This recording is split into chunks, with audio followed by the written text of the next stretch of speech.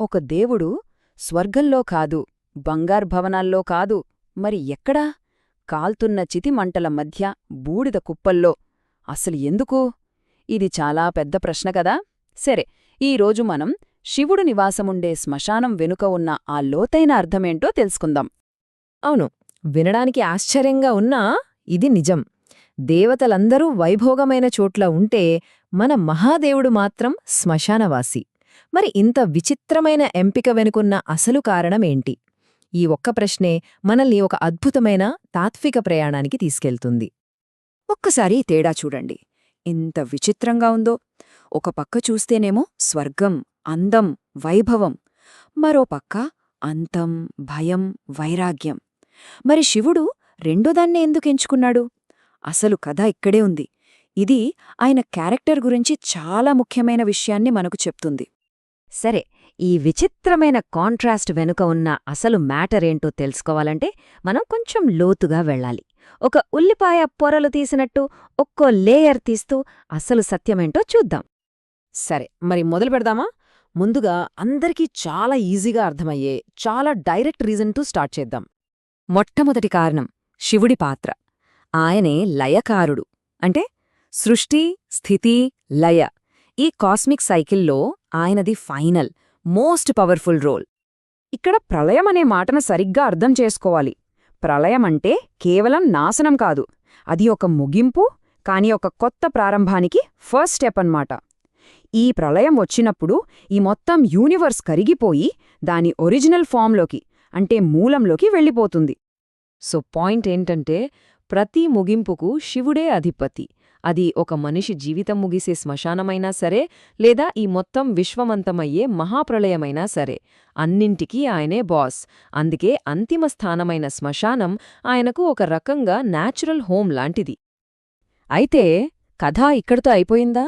కేవలం లయకారుడు కాబట్టే శ్మశానంలో ఉంటాడా? లేదు, దీని వెనక ఇంకా చాలా లోతైన అర్థముంది. ఆ సత్యాన్ని అర్థం చేసుకోవాలంటే మనం శివుడి మరో రూపాన్ని చూడాలి. అదే మహాయోగి రూపం. పదండి, ఆ యాంగిల్లోకి వెళ్దాం. ఇక రెండో కారణం, శివుడు ఒక మహాయోగి. ఆయనకు ఈ లోకంలోని ఏ బంధాలు, ఆకర్షణలు అంటవు. వాటికి పూర్తిగా అతీతుడు. అందుకే శివుణ్ణి వైరాగి అని కూడా అంటారు. వైరాగి అంటే ఎవరు? ఎవరికైతే ఈ ప్రపంచంలో సుఖాలు, దుఃఖాలు, కోరికలు, ద్వేషాలు ఇలాంటివి ఏవి అంటవో ఆయనే వైరాగి. ఆయన పూర్తి వైరాగ్యానికి సింబల్. అసలు శ్మశానం అంటే ఏంటి? అక్కడ మన భౌతిక వస్తువులు, మన అహంకారం, మన హోదాలు అన్నీ ఎండైపోతాయి. అక్కడ ఎలాంటి అటాచ్మెంట్స్ ఉండవు. సో అలాంటి ప్లేస్లో ఉండటం ద్వారా శివుడు ఆ వైరాగ్య మార్గాన్ని పర్ఫెక్ట్గా చూపిస్తున్నాడనమాట. ఈ వాక్యం చూడండి, ఎంత అద్భుతంగా ఉందో. అన్ని అనుబంధాలు ఎక్కడ ముగుస్తాయో అక్కడ ఆయన నివసిస్తాడు. తాను వాటన్నింటికీ అతీతుడనని చూపడానికి. సింపుల్గా మొత్తం సారాంశం ఇదే. ఇప్పుడు మూడో కారణం చూద్దాం. ఇది ఇంకా ఇంట్రెస్టింగ్గా ఉంటుంది. శ్మశానమంటే కేవలం అంతం, వైరాగ్యం మాత్రమే కాదు. అది అల్టిమేట్ ఈక్వాలిటీకి, అంటే అంతిమ సమానత్వానికి కూడా ఒక పెద్ద సింబల్. ఒక్కసారి ఆలోచించండి. బతికున్నప్పుడు మన మధ్య ఎన్ని తేడాలు! ధనికుడు, పేదవాడు, రాజు, బంటు, అందమైనవాళ్లు, సాధారణంగా ఉన్నవాళ్లు. కాని శ్మశానంలో, ఆ చితిమంటల్లో ఈ తేడాలన్నీ ఏమవుతాయి? అన్నీ కాలి బూడిదైపోతాయి. ఫైనల్గా మిగిలేదొకటే, బూడిద. కరెక్ట్. మనం లైఫ్ లాంగ్ పట్టుకుని వేలాడే మన ఐడెంటిటీలు, మన హోదాలు, మన గర్వాలు ఇవన్నీ శ్మశానంలోకి రాగానే మీనింగ్లెస్ అయిపోతాయి. శివుడు అక్కడుండి మనకేం చెప్తున్నాడు? ఈ తేడాలన్నీ జస్ట్ మాయా, వాటికతీతంగా ఉన్నదే అసలైన నిజం అని గుర్తుచేస్తున్నాడు.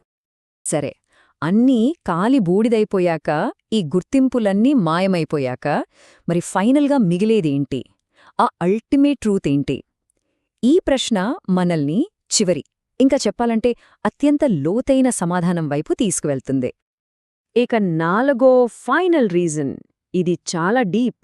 శివుడు నివసించేది శ్మశానంలో కాదు, ఆయనే ఆ అంతిమ వాస్తవికత. శ్మశానమనేది దానికొక ఫిజికల్ రీప్రజెంటేషన్ అంతే. చూడండి, మన లైఫ్ మొత్తం ఒక రకమైన ఇల్యూజన్, ఒక భ్రమ. ఇది నా శరీరం, ఇది నా ఇల్లు, ఇది నా హోదా, ఇవన్నీ టెంపరరీ. మరణం రాగానే ఈ భ్రమలన్నీ ఒక్కసారిగా బ్రేక్ అయిపోతాయి. So the final point is this: అన్ని భ్రమలు, రూపాలు, పేర్లు అన్ని ఖాళీ బూడిదైపోయిన తర్వాత ఏ మార్పు లేకుండా శాశ్వతంగా ఏది మిగిలి ఉంటుందో ఆ కాన్షియస్నెస్, ఆ సత్యమే శివుడు. అందుకే ఆయన శ్మశానంలో ఉంటాడు, ఎందుకంటే అంతం తర్వాత కూడా మిగిలి ఉండేది ఆయనే. శివుడు శ్మశానవాసి అవ్వడమనేది కేవలం ఒక కథ కాదు, అది లైఫ్ గురించి మనకు చెప్పే ఒక పెద్ద పాఠం. మనం ఈ టెంపరరీ విషయాల కోసం వెంపర్లాడుతున్నామా, లేకపోతే శాశ్వతమైన సత్యాన్ని వెతుకుతున్నామా? ఈ ఒక్క ప్రశ్నతో మిమ్మల్ని వదిలేస్తున్నాను. ఆలోచించండి.